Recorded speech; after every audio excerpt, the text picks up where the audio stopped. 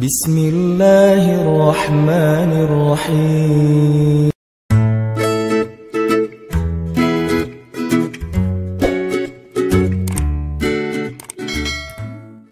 Teman-teman yang dirahmati Allah Subhanahu wa taala, kisah Ibu Musa ini adalah salah satu contoh tentang orang gak bakalan kecewa kalau bersandar kepada Allah. Itu gak bakalan.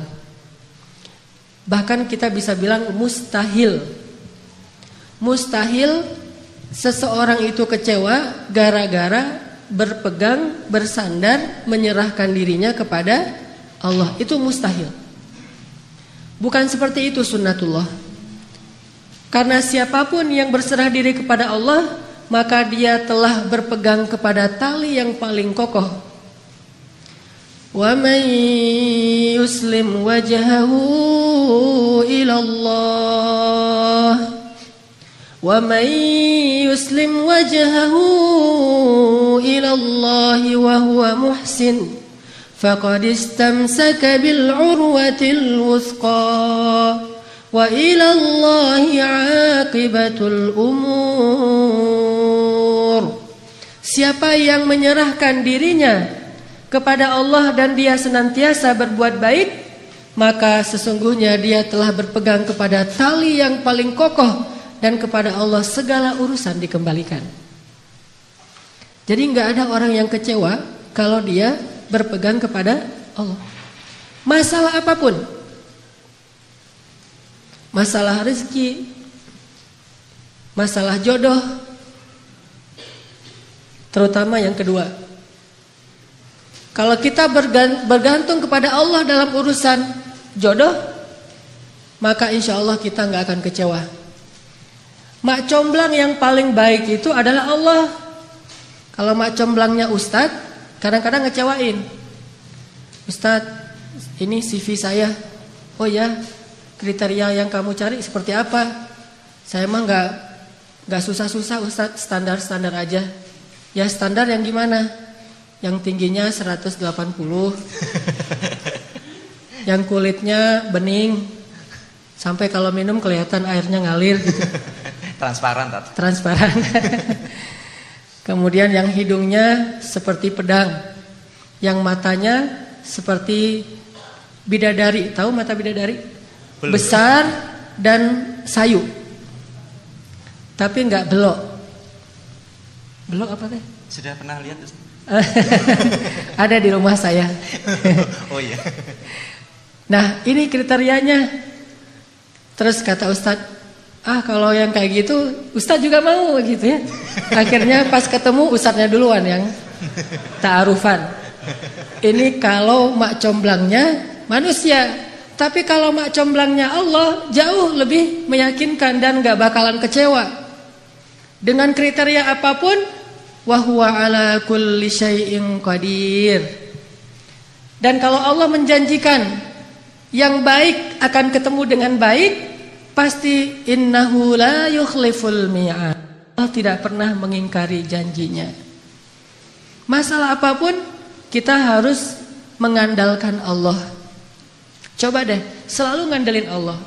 Bahasa gampangnya gini, udah tenang aja, ada Allah. Itu. Dan kalau kita sudah melibatkan Allah, la yudayyi'akallahu idzan. Itu pasti Allah enggak bakalan ngecewain kamu. Kalau udah ngandelin Allah, ini gimana nih? Udah tenang aja, ada Allah. Allah tidak akan mengecewakan. Salah satu kalimat udah tenang aja ada Allah adalah la tahzan, innallaha ma'ana. Kalau kita ada teman lagi galau gitu, terus kita bilang, la tahzan, innallaha ma'ana. Apaan tuh? Kan dia bingung. Mending kita terjemahin aja. Gak harus persis kalimat la tahzan innallaha ma'ana. Karena kalau kita baca hadis ada tambahan lagi tuh. Kata Nabi kepada Abu Bakar, ma dhannuka bisnain Allahu thalithuhuma. Ya Abu Bakar, kenapa kamu berpikir kita cuma berdua padahal Allah yang ketiga? Kalau dalam ayat la tahzan innallaha ma'ana. Kalau bahasa kita Wallace bro, Wallace tenang aja ada Allah. Santai bro, karena ada Allah. Itu bahasa Arabnya la tahzan innallaha ma'ana. Andalin Allah dalam masalah kita. Ada masalah apapun, serahin aja sama Allah. Bismillah, la haula wala quwata illa billah. Bahkan kadang-kadang hanya dengan berzikir la haula wala quwata illa billah, Allah kasih keajaiban yang luar biasa. Karena setelah seseorang bersandar kepada Allah, la yudayya'anallahu idzan. Pasti Allah enggak akan ngecewain. Coba teman-teman bayangin, Nabi itu udah ikhtiar habis-habisan.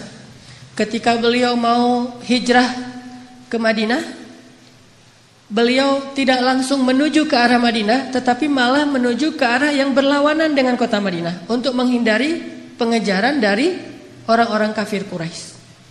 Yang kemudian beliau menginap beberapa malam di dalam gua Thur. Sebetulnya kalau mau disebut lebih pantas bukan gua, tetapi lubang, karena kecil sekali. Dan kemudian beliau meminta tolong kepada keluarga Abu Bakar untuk membawakan makanan setiap hari, yang waktu itu dibawa oleh Asma bintu Abi Bakr yang sedang hamil 7 bulan. Naik turun gunung untuk bawa makanan kepada Rasulullah. Kemudian anak laki-laki Abu Bakar menghilangkan jejak dan mencari berita. Ikhtiar yang udah maksimal. Tapi qadarullah, ketahuan juga. Ada pembaca jejak yang tahu ternyata Muhammad bukan menuju ke arah kota Madinah, tetapi berlawanan. Sehingga mereka mengejar Rasulullah sampai di mulut gua.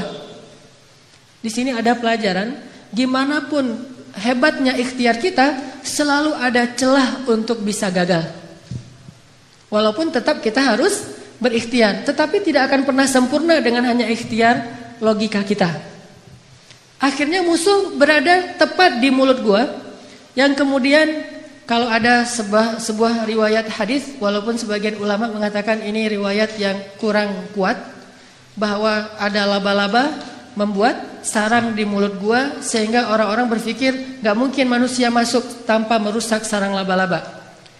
Ada lagi hadis yang mengatakan ada merpati yang membuat sarangnya juga di mulut gua, gak mungkin orang masuk tanpa merusak sarang merpati, dan seterusnya.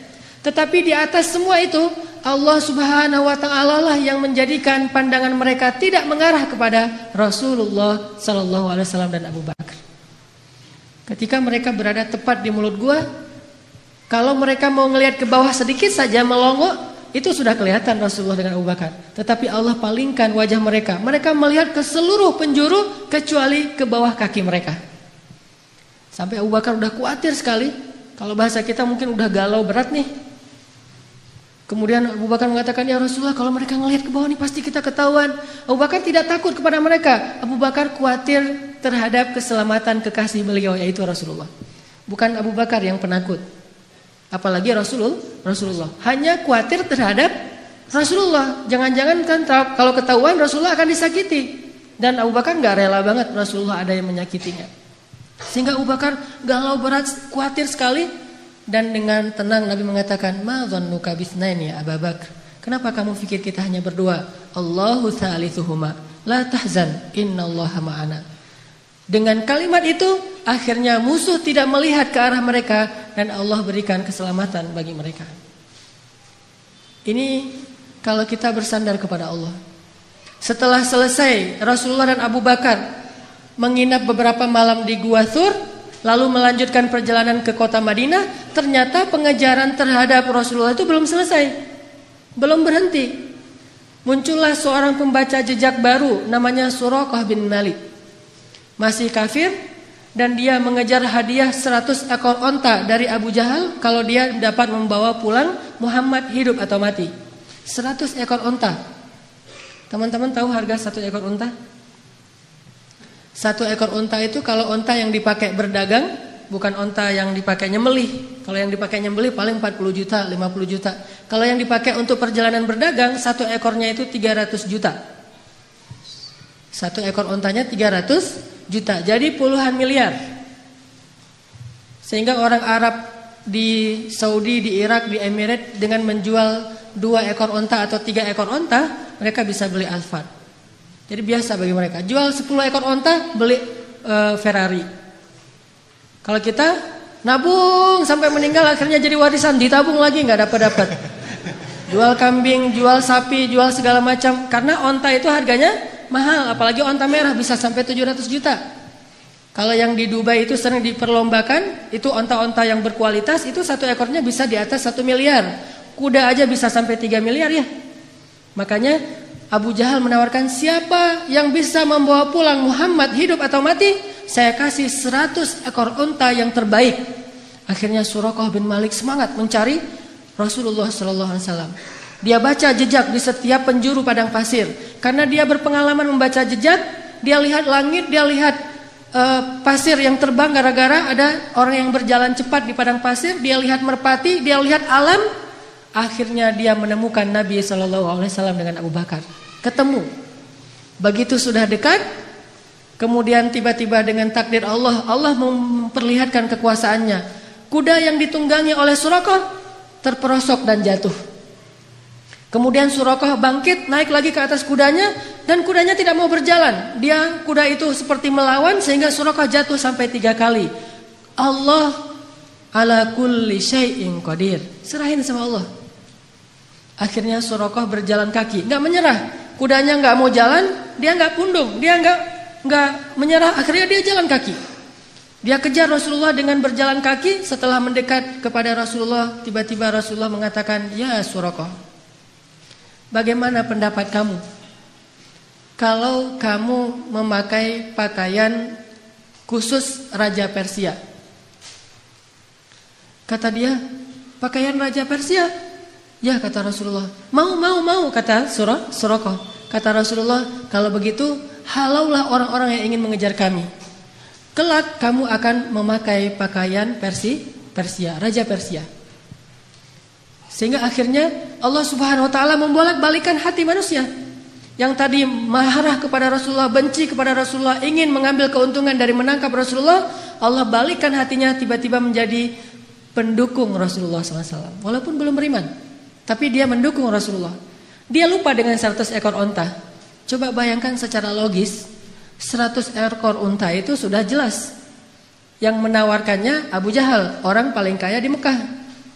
Sedangkan pakaian Persia yang nawarinya seorang laki-laki yang bahkan dari kampung halamannya aja terusir. Dan bagaimana dia akan berikan jubahnya Raja Persia kecuali dengan cara menaklukkan negeri Persia. Dan bagaimana dia akan menaklukkan Persia sedangkan di rumahnya aja, di kampungnya aja dia dalam keadaan lemah dan terusir. Ini kan gak logis.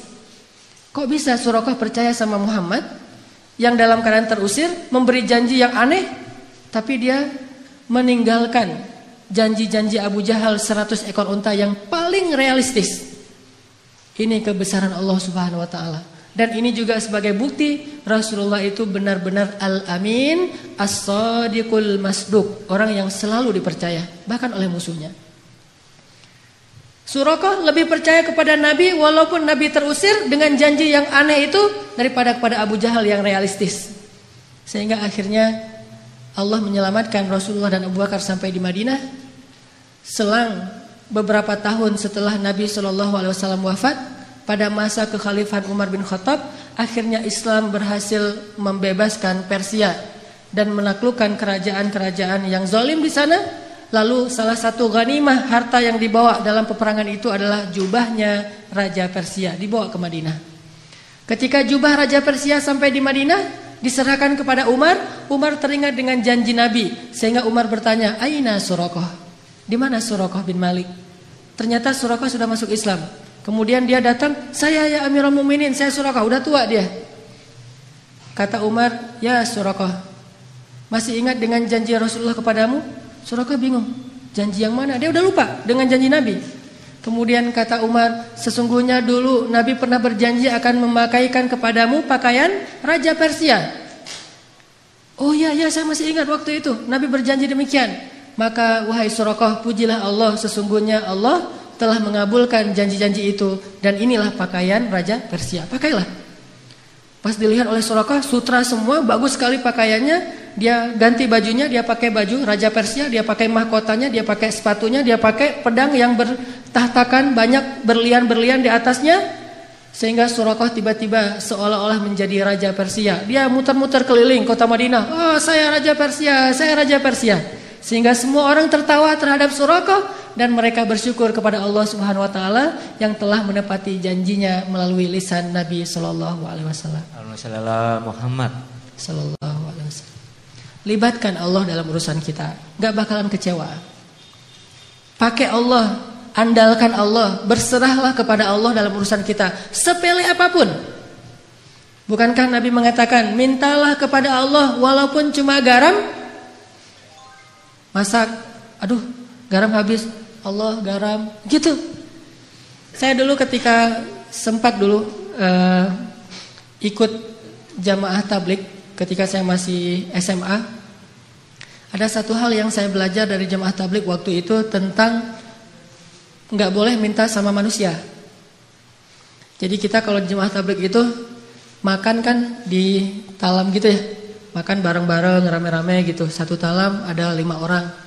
Nah, yang petugas khidmatnya membagi-bagikan lauk setelah nasinya ditaruh di talam, kemudian lauknya dibagi-bagiin. Ada ikan, ada sayur segala macam. Setelah selesai dibagi-bagikan, karena mungkin jumlah pesertanya banyak, lauknya sedikit, akhirnya dibaginya sedikit-sedikit. Pas kita lagi makan, ikannya habis, maka kalau pengen minta tambahan ikan, nggak boleh minta kepada petugas, mintanya ke Allah. Jadi itu SOP di jamaah tabligh yang dulu saya pernah ngalamin. Kalau ada masalah mintanya ke Allah. Jadi kalau kita kurang lauk, Allah, ikan ya Allah. Akhirnya dia dengar, oh ikan datang, Masya Allah, Allah datangkan ikan gitu. Walaupun agak lucu, tetapi sebetulnya ini mengajari tentang berharap kepada Allah. Memang lucu sih awalnya, tapi lama-lama benar-benar kerasa di hati. Begitu kurang sedikit, Allah, ini sayurnya kurang sedikit ya Allah, maaf ya Allah. Akhirnya datang sayur, Masya Allah, Alhamdulillah gitu. Sampai ada teman yang lagi masak, dan dia emang chef yang udah hijrah, kemudian ikut kayak jamaah tabligh gitu. Masakannya enak. Teman-teman yang lain nanya, ini cara masaknya gimana kok enak banget? Oh gampang masaknya. Gimana? Siapkan sayur segala macam, udah gitu masukkan ke dalam air. Setelah itu beri garam sedikit, kemudian minta kepada Allah, ya Allah kasih enak ya Allah. Nanti Allah kasih enak. Ternyata tipsnya adalah minta kepada Allah. Walaupun dia mungkin punya bumbu rahasia, tapi dia nggak mau bicara tentang asbab. Dia mau bicara tentang hakikat. Minta sama Allah buat enak. Sehingga Nabi mengatakan, mintalah kepada Allah walaupun cuma garam. Mintalah kepada Allah walaupun cuma garam. Bercermin habis mandi, aduh ya Allah jerawat, gimana ya biar ini hilang. Minta sama Allah jerawat, minta ke Allah untuk dihilangkan. Siapa ada sahabat yang penyakit kulit terus minta kepada Allah dihilangkan? Tabi'in maksudnya. Uwais Al-Qarani yang menggendong ibunya kemana-mana. Dia punya penyakit kulit di seluruh tubuhnya, terus dia berdoa, ya Allah hilangkan penyakit kulit saya, sembuhkan saya, kecuali sebagian kecil saja di bagian pusar. Jadi ada syarat buat dia dalam berdoa, hilangkan semuanya kecuali sebagian di perut. Kenapa? Supaya kalau saya lihat bekas sakit di perut ini, saya teringat dengan nikmat bahwa Engkaulah yang menyembuhkan. Tiba-tiba sembuh semuanya kecuali di bagian perut. Sehingga Nabi berkata, sesungguhnya sebaik-baik tabi'in adalah Uwais Al-Qarni. Padahal Nabi gak pernah ketemu Uwais, tapi tahu namanya dan memberi berita tentang dia. Ini mungkin satu-satunya tabi'in yang disebut namanya oleh Nabi. Gak ketemu tapi kenal. Mukjizat. Sebaik khairut tabi'in Uwais Al-Qarni. Sebaik-baik tabi'in Uwais Al-Qarni. Kalau kalian sempat temuilah dia, ciri-cirinya dia punya bekas penyakit kulit di perutnya. Dia orang yang tidak dikenal di negerinya. Dan mintalah doa dari dia, sesungguhnya doa Uwais tidak ditolak oleh Allah Subhanahu wa taala. Jadi masalah sepele apapun minta sama Allah. Makanya dalam Islam kita mengenal doa sehari-hari. Mau keluar, bismillahirrahmanirrahim, Allah, la haula wala quwata illa billah. Tambah dengan doa syafaat. Mau makan, bismikallahumma amutu wa ahya. Ya, salah. Jadi tidur gitu. Mau tidur ada doanya. Bahkan kalau Nabi baca doa tidur aja panjang banget tuh. Allahumma alja'tu dhahri ilaik wa fawattu amri ilaik, dan seterusnya dan seterusnya. Amantu bi kitabikal ladzi anzalt wa bi rasulikal ladzi arsal bismikallahumma amutu wa ahya. Mungkin kalau kita enggak hafal ya udah bismillahirrahmanirrahim aja gitu. standar lah ya. Kemana-mana bismillahirrahmanirrahim, la haula wala quwata illa billah. Pokoknya ada masalah apapun libatin Allah. Kalau bahasa sosial media, jangan lupa nge-tag Allah. Jangan lupa nge-mention Allah. Gimana nge-tag Allah sama nge-mention Allah? Teman-teman pernah nggak diundang makan sama atau diajak makan sama temennya, ditraktirin makan, udah gitu foto-foto karena ternyata tempat makannya itu cozy, instable, layak untuk di selfie-in gitu. Wah ini tempat makannya cozy banget nih, selfie yuk, selfie gitu ya. Udah selesai selfie, udah gitu kita posting. Selfie-nya sama siapa? Bareng dengan teman yang nraktirin kita. Setelah selesai selfie kita posting. Etis nggak kalau kita posting tapi kita nggak nge-tag orang yang mentraktir kita? Nggak etis ya? Pasti kita di captionnya tuh nulis alhamdulillah hari ini makan enak di tempat yang cozy banget. Makasih ya buat siapa gitu kan? Yang udah nraktirin saya kan gitu nge-tagnya. Begitu juga ketika kita menikmati rezeki dari Allah, agak kurang etis kita makan enak tapi Allah nggak di-tag gitu. Cara nge-tag Allah, bismillahirrahmanirrahim. Allahumma barik lana fima razaqtana. Alhamdulillahilladzi at'amana hadza wa razaqnahu min ghairi haulin minna wala quwwah. Kita nge-tag Allah, ini nikmat dari Allah, ini nikmat dari Allah. Itu baru etis. Kita ngeposting banyak nikmat tapi Allahnya nggak di-tag. Ke manusia aja nggak enak, apalagi kepada Allah. Kalau nge-mention Allah, ada sesuatu yang indah, masya Allah, subhanallah, Allahu Akbar dan segala macam. Jadi setiap kali ngelihat sesuatu yang keren, kita mention. Kayak kita lagi ngelihat sesuatu yang viral di sosial media, akhirnya karena ini bagus banget videonya, inspiring, lucu, kece gitu, akhirnya kita mention ke teman kita, lihat yang ini, di mention @fulan, gitu kan ya. Maka setiap kali kita ngelihat sesuatu dari ciptaan Allah yang kece, yang keren, yang luar biasa, harusnya kita mention Allah, masya Allah. Jadi kalimatnya tuh seolah-olah masya Allah, subhanallah, alhamdulillah, aja terus. Karena kita ingin menghargai Allah. Ini artinya melibatkan Allah. Siapa yang melibatkan Allah dalam urusannya, maka Allah akan tambahkan kebaikan dan keberkahan. Fadhkuruni azkurkum ana inda dhanni abdi bi. Ingat aku ingat kalian, dan aku tergantung prasangka hambaku kepadaku.